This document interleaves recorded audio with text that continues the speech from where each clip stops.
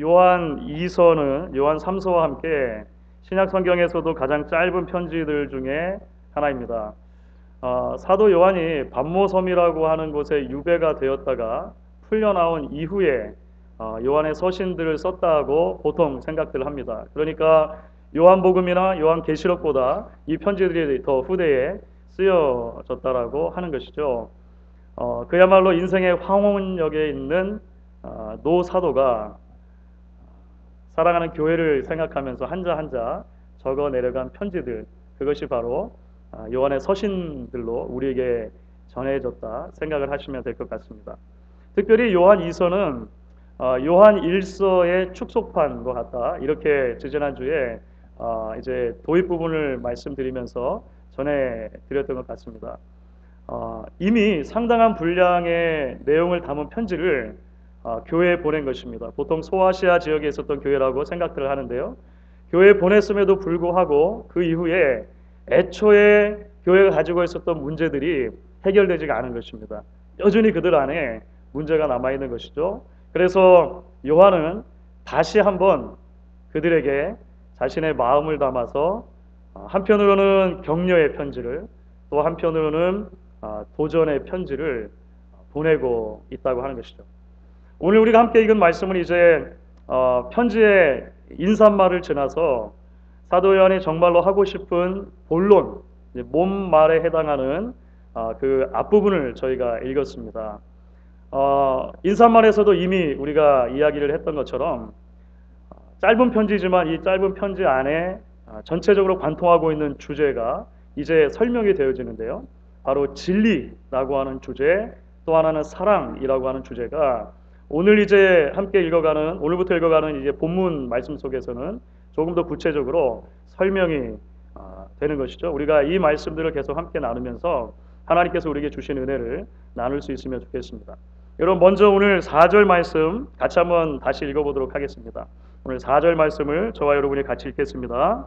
너의 자녀들 중에 우리가 아버지께 받은 계명대로 진리를 행하는 자를 보니 내가 심히 기쁘도다. 예나 지금이나 편지를 쓰면 편지의 인사말, 보내는 사람 받는 사람 이렇게 밝히고 나서 인사말이 있은 뒤에는요, 편지를 받는 사람들의 신상과 관련해서 어떤 좋은 소식들이 있을 때 이제 편지를 보내는 사람 쪽에서 그것이 나에게 얼마나 큰 기쁨이 되는가, 감사가 되는가, 뭐 이런 것들을 적어 보내는 것이 일반적인 편지의 양식이라고 볼 수가 있습니다. 근래에 읽고 있는 책 중에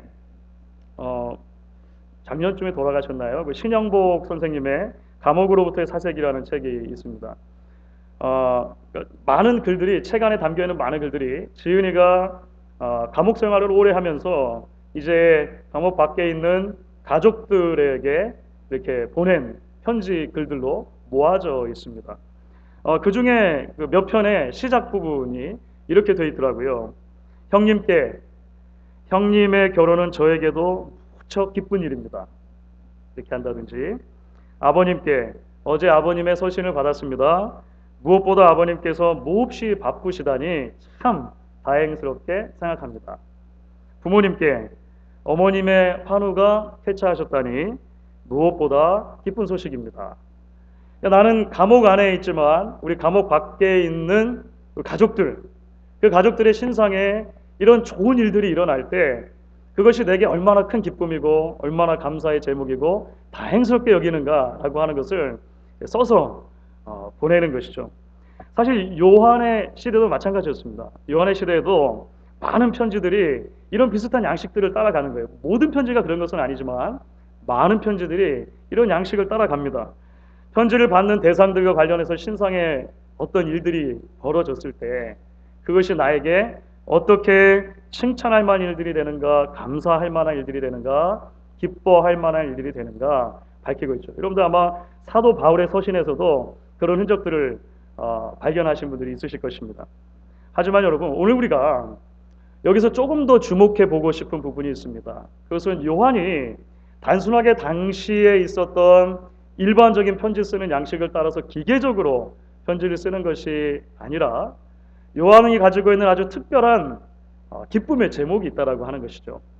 도대체 무엇이 요한으로 하여금 이 짧은 편지를 쓰는데 그 마음속에 보통 기쁨이 아니고 아주 큰 기쁨을 불러일으킬 수밖에 없었는가라고 하는 것입니다. 요한은 오늘 말씀 가운데 단순히요, 편지를 받는 이들의 건강 문제나 가족 문제나 사업 문제 같은 신상의 문제들 때문에 내가 기쁘다 이렇게 말하지 않습니다. 오늘 말씀을 보시면 신앙의 문제 때문에 요한이 마음속에 가장 큰 기쁨이 일어나고 있다라고 하는 것을 보게 돼요. 너의 자녀들 중에 우리가 아버지께 받은 계명대로 진리를 행하는 자를 보니 내가 심히 기쁘도다. 이렇게 말하는 것입니다. 2주 전에 사실 이제 이 서론에 해당하는 부분, 인사말에 해당하는 부분을 같이 나눴는데요. 기억을 좀 더듬어 보시면 좋겠습니다. 너라고 지목한 대상은 사실 1절에 나오는 부녀 또는 여인입니다. 이 부녀라고 하는 말은 어떤 구체적인 한 여자를 말하는 것이 아니라 교회 전체를 말한다 이렇게 말씀을 드렸어요. 요한의 편지를 받는 그 교회 전체 말하는 것이죠. 너의 자녀들 하면 그러면 어떻게 되겠습니까? 그 교회의 성도들 이렇게 생각하면 되겠죠. 요한에게 있어서 가장 큰 기쁨은 뭐냐면 교회 안에 있는 성도들이 매일의 삶 속에서 하나님의 말씀의 진리를 따라 살아가는 것이었다고 하는 것입니다. 말씀을 듣는 데서 멈추지 않고 힘들고 어려워도 그 말씀을 붙들고 진리를 타협하지 않으며 사는 모습을 보는 것, 그것보다 내게 더 기쁨을 가져다 주는 것은 없습니다. 요한이 말하는 것이죠. 사실 요한은 사도입니다. 동시에 장로라고 자신을 소개합니다. 교회 리더인 것이죠. 혹시 요한이 그냥 인사치레로 이렇게 말하는 것이 아닐까 생각될 수도 있을지 모르겠습니다. 그런 게 아닌 것 같아요. 왜냐하면 전혀 다른 대상에게 보낸 편지인 요한 3서에서도 보면은요, 사실 요한이 아주 비슷한 말을 합니다. 요한 3서는 요한 1서, 2서와 좀 다르게 아주 전혀 다른 대상에게 보낸 편지거든요. 자, 이렇게 기록이 되어 있습니다. 요한 3서 1장 4절입니다. 같이 한번 읽어볼게요. 내가 내 자녀들이 진리 안에서 행한다함을 듣는 것보다 더 기쁜 일이 없도다. 요한은 한결같이 자신에게 가장 큰 기쁨을 가져다 주는 것은 무엇인가? 성도들이, 하나님의 자녀들이 말씀을 듣는 데서 멈추지 않고 그 말씀대로 살아가는 것이다 이야기를 해주고 있습니다. 사랑하는 여러분, 우리는 오늘 말씀을 통해서 무엇보다 먼저 하나님께서 성도들을 바라보는 관점에 대해서 조금 생각을 해볼 필요가 있을 것 같습니다. 요한의 시선은 사실 우리를 향한 하나님의 시선을 그대로 담고 있기 때문에 그렇습니다. 하나님께서 당신의 백성들에게 기대하시는 것은 무엇이냐면 진리를 듣고 그 진리의 말씀을 따라 살아가는 것입니다. 말씀을 붙들고 그 진리 안에 머물러 있으려고 계속해서 발버둥치는 모습을 하나님 기뻐하신다는 거예요. 말씀을 듣고 은혜를 받는 데서 그치는 것이 아니라 도전을 좀 받고 토론하고 나누는 데서 그치는 것이 아니라 실제로 말씀대로 살아가는 삶 말하는 것이죠. 여러분, 그래서 성경은 곳곳에서 사실 요한뿐만이 아니고요. 성경 곳곳에서 이 행함의 중요성에 대해서 강조를 합니다. 그렇죠. 대표적인 구절을 아마 우리가 이렇게 들 수 있을 것 같습니다. 야고보서 1장 22절인데요. 야고보서 1장 22절에 이렇게 얘기하고 있습니다. 너희는 말씀을 행하는 자가 되고 듣기만 하여 자신을 속이는 자가 되지 말라. 그렇죠? 말씀을 듣는 순간 우리는 말씀에 깊이 동감할 수 있습니다. 그렇지. 그렇지. 고개를 끄덕거릴 수도 있을 것입니다. 때로는 깨닫는 진리가 너무 감격스러워서 눈물을 흘릴 수도 있을지 모르겠습니다. 하지만 말씀을 들을 뿐 우리의 삶에서 실제적으로 그 말씀을 붙들고 살아가지 못한다면 야고보 사도는 뭐라고 말하는 것이냐면 우리가 스스로를 속이는 것이다. 이렇게 이야기를 하는 거예요. 사실 산상설교를 마치신 뒤에 예수님께서 산상수훈의 제일 마지막에 주셨던 비유가 하나 있습니다. 반석 위에 지은 집, 모래 위에 지은 집의 비유인데요. 마찬가지입니다. 사실 반석 위에 지은 집, 모래 위에 지은 집의 비유를 그냥 언뜻 우리가 들으면 마치 그냥 단순하게 믿음에 대해서 이야기하는 것처럼 생각이 돼요. 여러분 흔들리지 않는 굳은 믿음을 가지십시오 라고 마치 가르치는 것 같아요. 그런데 그렇게만 이야기하면 예수님께서 정말 이야기하시고 싶은 내용을 상당 부분 놓치는 것입니다. 예수님이 정말 말씀하시고 싶은 그 핵심은 뭐냐면요, 행함을 강조하는 것입니다. 행함. 마태복음 7장 24절인데요. 이거 같이 한번 읽어볼게요.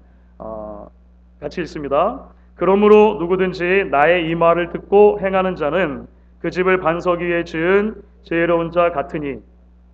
또 26절 말씀입니다. 같이 읽습니다. 나의 이 말을 듣고 행하지 아니하는 자는 그 집을 모래 위에 지은 어리석은 사람 같으니.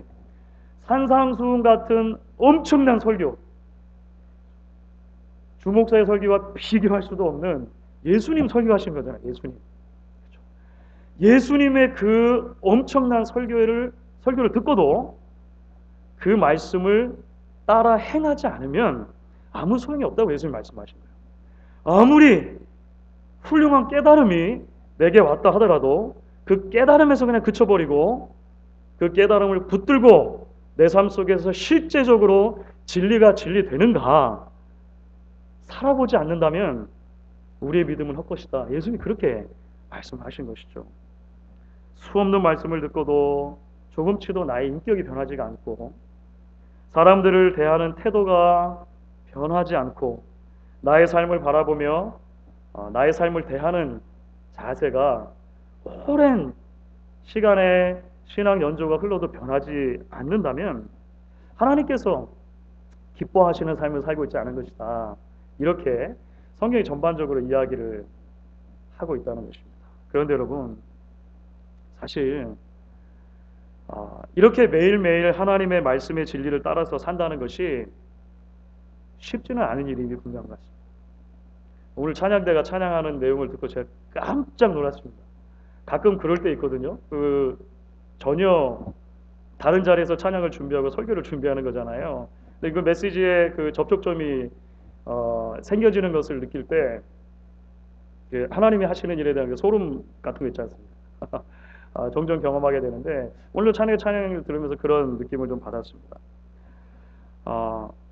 말씀을 따라 사는 게 쉬운 것이 아닙니다. 진리를 붙들고 죽으면 죽으리다의 신앙으로 매일매일 살아가는 것이 결코 그냥 저절로 되는 게 아니라는 거예요. 오늘 요한일서 1장 4절을 보면 요한이 뭐라고 얘기를 했냐면 너희 중에서 이렇게 말합니다. 너희 중에서라고 하는 말은요, 여러분들 중에 일부가 라고 하는 말입니다. Some of your children. 여러분들의 자녀들 중에 일부가, 몇 명이, 무슨 말입니까? 전부가 아니라는 거예요. 전부 다, 모든 교인들이 다 그렇게 진리의 말씀을 붙들고 살면 좋겠는데 그렇지는 못하다는 것입니다. 일부가 그렇게 했고 그것이 나에게 기쁨을 줬다 말하는 거예요.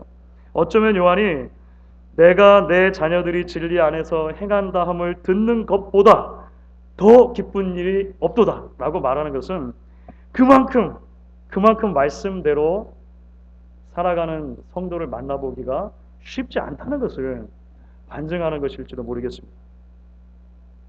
여러분, 목사라고 다르겠습니까?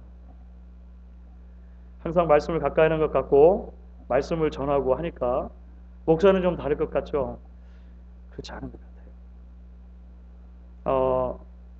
평균적으로 보니까 제가 담임 목회를 시작한 뒤로 일주일에 많게는 3번, 적게는 1번 정도 계속 설교를 하는 것 같습니다. 그래서 지난 5년 좀 넘는 기간 동안에 목회를 하면서 어림잡아서 보니까 한 500편 정도 설교를 한 것 같아요. 앞서간 이 목회 신앙의 선배들에 비교해 볼 때 뭐 명함도 못 내밀 것 같지만은 그래도 시간이 흐르면서 말씀을 전하면 전할수록 마음 깊이 깨달아지는 것이 있습니다. 설교한 내용대로 사는 것이 정말 어렵다는 거예요. 설교한 대로 사는 것이 참 어렵습니다. 그래서 시간이 흐를수록 일전에도 한번 제가 인용을 해드렸던 것 같은데요. 제 존경하는 목사님이 예전에 하셨던 말씀이 자꾸 생각이 납니다. 그 목사님이 이런 얘기를 하셨어요. 나는 정해진 기간보다 좀 더 일찍 은퇴를 하고 싶은데 그 이유는 남은 평생 그동안 내가 설교했던 내용을 되짚어보면서 설교대로 좀 살아보고 싶다. 그렇게 말씀하신 분이 있었는데요. 점점 그런 생각이 마음속에 들어옵니다. 그러니 여러분들 얼마나 더 힘드시겠습니까? 만문이 주인인 이 세상에서 하늘 아버지가 나의 주인이다 라고 고백하며 하나님의 자녀로 이 땅을 사는 것이 쉬운 일 아니죠.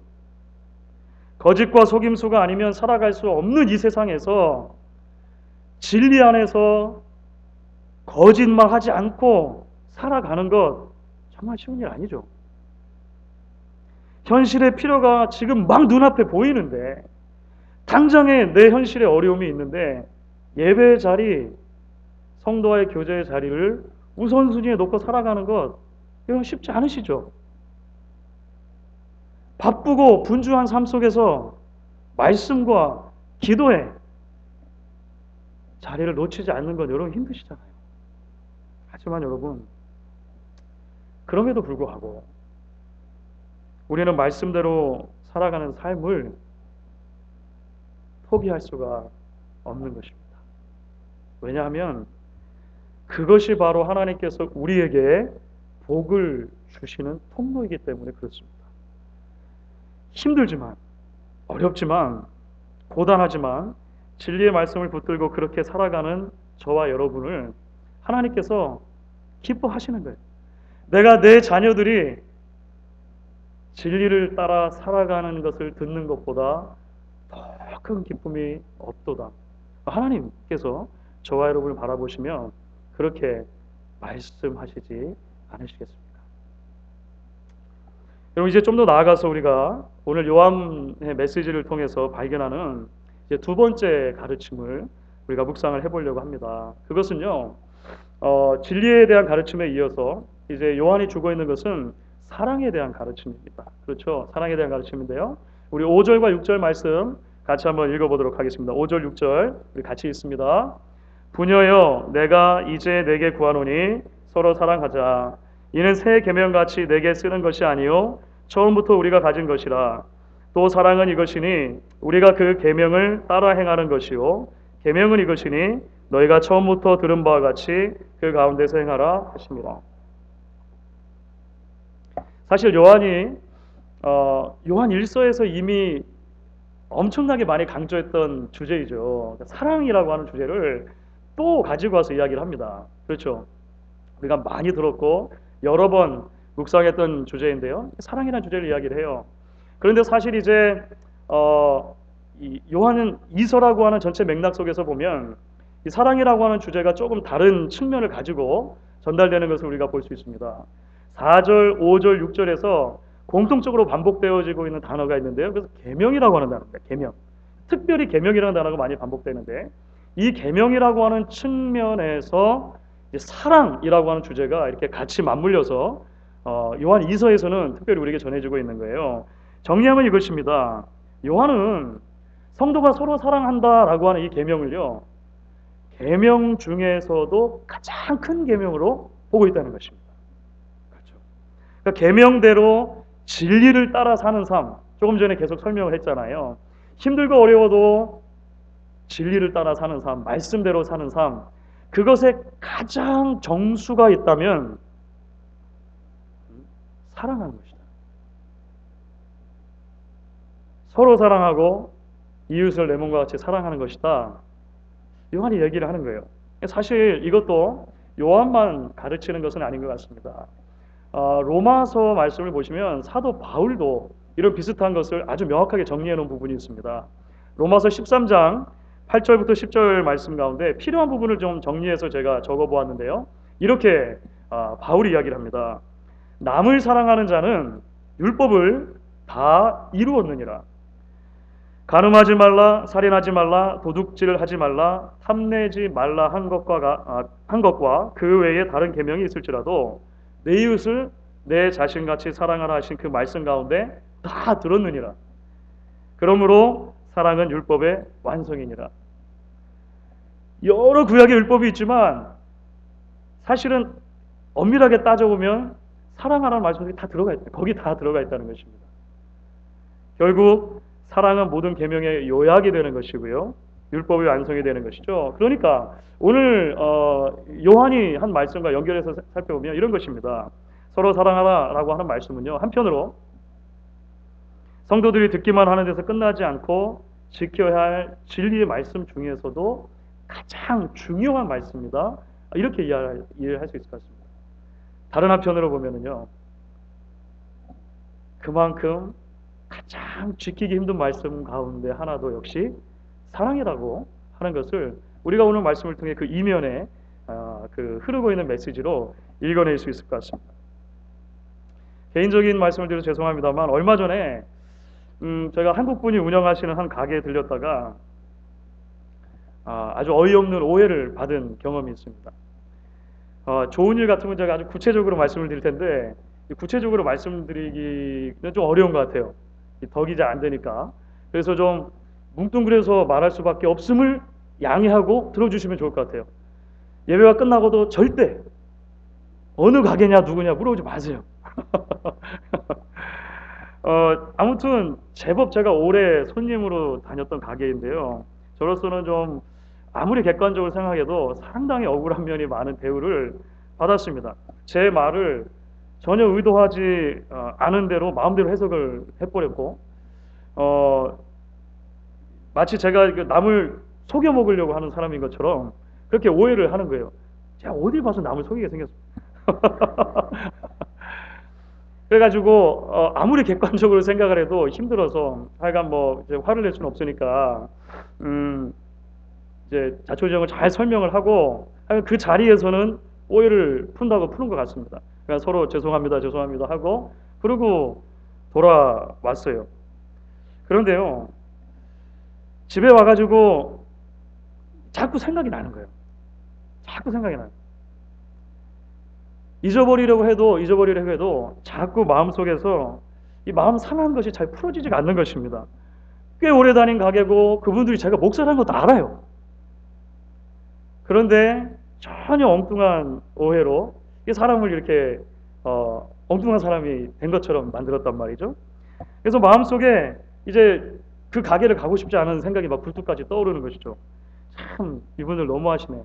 사람을 어떻게 보고 가게가 뭐 그 하나뿐인가? 마음 편하게 다닐 수 있는 다른 가게로 가야겠다. 제가 하여간 일주일에서 2주일 그 사이에 한 번씩 꼭 가야 될 수밖에 없는 가게거든요. 너무 자세하게 말씀이 안 되는데. 그런데요, 마음의 다른 곳에서 자꾸 이런 생각이 또 떠오르는 것입니다. 하지만 당신이 목사잖아 하는 생각이에요. 지금까지 수도 없이 이웃 사랑하라고 당신이 설교했잖아. 사랑할 수 없는 상황에서 사랑하고 이해할 수 없는 상황에서 이해하고 섬길 수 없는 상황에서 섬기라고 몇 번이나 당신이 얘기했잖아. 설교했잖아. 자꾸 마음속에서 그런 생각이 들어요. 그래서 결국 제가 어떻게 했겠습니까? 이를 악물고 다시 그 가게를 갑니다. 가요. 아직도 쉽지는 않은 것 같아요. 아직도 다 이게 마음에 이 앙금이라는 게 한 번에 이렇게 짠 해결되는 게 아니잖아요. 그런데 어쨌든 말씀대로 살아보려고 그래요. 은퇴한 다음에 말씀대로 살지 말고 지금부터 살아보자 이런 생각이 자꾸 드는 거예요. 사랑하는 여러분, 내가 누군가와 갈등의 상황에 놓이기까지 사랑에 대한 말씀처럼 아름답고 좋은 가르침이 없습니다. 그렇죠? 성경에 막 그런 말씀들을 읽으면 너무너무 좋아요. 예를 들어서 지난달에 우리가 성경 암송대회를 했는데 성경 암송대회 본문 중 하나였던 요한일서 4장 1절 2절 기억나시죠? 사랑하는 자들아 우리가 서로 사랑하자. 사랑은 하나님께 속한 것이니 사랑하는 자마다 하나님께로부터 나서 하나님을 알고 사랑하지 아니한 자는 하나님을 알지 못하나니 하나님은 사랑이십니다. 얼마나 좋습니까? 그렇죠? 막 써가지고 코팅해가지고 책갈피에 막 넣어 다니고 싶고 막 그런 너무너무 아름다운 말씀인 거예요. 그런데 인생을 살아가다가 누군가와 정말 심각하게 갈등의 관계에 놓이게 되면은요, 이 말씀처럼 불편하고 부담스러운 말씀이 없어요. 이 말씀처럼 머릿속에서 빨리 지워버리고 싶은 말씀이 없어요. 도대체 왜 내가 먼저 이해하고 넘어가야 되는데, 억울한 건 난데, 피해자는 난데, 왜 내가 먼저 손을 내밀어야 하는데, 상처받은 건 난데, 왜 나한테만 사랑하라고 하는 건데, 뭐 있지 않습니까? 이런 여러 생각들이 우리에게 막 다가와요. 결국 여러분, 사랑하라고 하는 말씀처럼 어려운 말씀 없는 겁니다. 그렇기 때문에 성경은 우리에게 그렇게도 많은 페이지들에서 사랑하라, 사랑하라, 강조하고 강조하고 또 강조하는 것이죠. 그러므로 여러분, 우리는 기억해야 할 것입니다. 진리의 말씀을 따라 사는 것이 분명 쉽지 않은 것입니다. 듣는 데서 멈추지 않고 들은 말씀을 붙들고 진리 안에 행하는 것은 끊임없는 헌신과 결단과 애씀이 필요하다는 거예요. 그러나 그 중에서도 사랑, 가장 어려운 숙제가 분명한 것 같습니다. 가장 많은 에너지와 가장 많은 결단이 필요한 부분이라는 것이죠. 하지만 하나님께서는요, 매일매일 하나님의 말씀을 따라 사랑의 실천자로 살아가기로 결단하며 자신을 쏟는 저와 여러분을 기뻐하십니다. 오늘 말씀 가운데 우리에게 계속해서 던져지는 메시지가 그것이죠. 하나님이 우리를 기뻐하신다는 거예요. 기뻐하신다. 응원하며 복을 주신다는 것입니다. 왜냐하면 그것이 바로 사랑할 수 없는 상황에서 우리를 사랑해 주시고, 이해할 수 없는 상황에서 우리를 이해해 주시고, 도저히 섬길 수 없는 상황에서 우리를 섬겨주신 하나님께서 하나님의 자녀로 이 땅을 살아갈 우리들에게 기대하시는 모습이기 때문에 그렇다고 하는 것입니다. 말씀을 좀 마무리해 보도록 하겠습니다. 그럼 사도 바울은 감옥에 갇혀 있으면서도 편지를 여러 편 썼습니다. 그것을 우리가 소위 옥중서신이라고 그래요. 그렇죠? 그 옥중서신 가운데 빌립보서라는 서신도 있습니다. 그런데 놀랍게도 빌립보서 4장을 가면은요, 사도 바울이 자신의 몸이 비록 감옥에 갇혀 있음에도 불구하고 나는 모든 상황 가운데서 자족할 수 있다, 이렇게 말을 합니다. 내게 능력 주시는 자 안에서 내가 모든 것을 할 수 있다라고 하는 것, 내게 능력 주시는 자 안에서 나는 빈궁에 처할 줄도 알고 부함에 처할 줄도 알고, 그 어떠한 일상의 문제가 생기든지 간에, 그 어떠한 나의 신상의 문제가 생기든지 간에 나는 만족할 수 있습니다. 자족할 수 있습니다. 이렇게 얘기를 해요. 그런데 바울이 감옥에 있으면서도요, 만족할 수 없는 것 한 가지가 있었습니다. 자족할 수 없는 것 한 가지가 있었어요. 그것은 뭐냐면요, 자신이 지금 걸어가고 있는 신앙의 경주였습니다. 신앙의 경주. 그래서 빌립보서 3장 12절에 우리가 잘 아는 말씀인데요, 같이 한번 읽어보겠습니다. 이렇게 말을 하죠. 같이 읽습니다. 내가 이미 얻었다 함도 아니요 온전히 이뤘다 함도 아니라 오직 내가 그리스도 예수께 잡힌받은 그것을 잡으려고 달려가노라. 아니, 감옥까지 왔으면 됐잖아요. 복음 전하다가 감옥에 갇혔으면 그만하면 되는 거 아닙니까? 핍박 받을 만큼 받았잖아요. 신앙의 경주 달려갈 만큼 달려갔잖아요. 그런데 다른 것은 다 만족해도 내가 만족할 수 없는 게 하나 있다는 거예요. 신앙의 경주, 신앙의 경주. 표대를 향해서 그래서 나는 감옥이지만 더 달려가고 싶다. 더 끝까지 달려가고 싶다. 바울이 그렇게 얘기를 해요. 신상과 관련된 것은 얼마든지 자족할 수 있지만 나의 신앙과 관련된 것은 결단코 나는 만족하지 않겠노라 말하는 것입니다. 그런데 여러분, 우리는 얼마나 많은 경우에 있어서 이것을 서로 뒤바꾸는지 알 수 없습니다. 이 세상의 것들을 추구함에 있어서는 절대 만족함이 없어요. 우리 신상의 편안함을 위해서는 우리는 절대 만족하지 않습니다. 그런데 신앙의 문제에 있어서는요, 너무 쉽게 만족합니다. 자족해요. 이만하면 됐습니다. 이 정도 섬기면 됐습니다. 이 정도 달려갔으면 됐습니다. 우리 너무 쉽게 중간에 자족해버리지 않느냐라고 하는 것입니다. 결국 신상의 문제들에 연연하다가 신앙의 문제들에 있어서 타협하게 되는 것이 어쩌면 적나라한 우리의 모습이 아닐까 생각이 드는 것입니다. 주 안에서 사랑하는 여러분, 이제 노사도 요한이 다시 한번 힘주어 강조하는 진리의 말씀에 우리가 귀를 기울일 수 있기를 바랍니다. 진리의 말씀을 붙들고 살아가는 행동하는 믿음의 반석 위에 우리의 신앙을 세워가되 특별히 우리에게 주시는 가장 큰 명령인 사랑의 계명, 포기하지 않고 우리에게 주신 신앙의 경주를 끝까지 달려가기를 결단하는 저와 여러분 될 수 있기를 주의 이름으로 축원하겠습니다.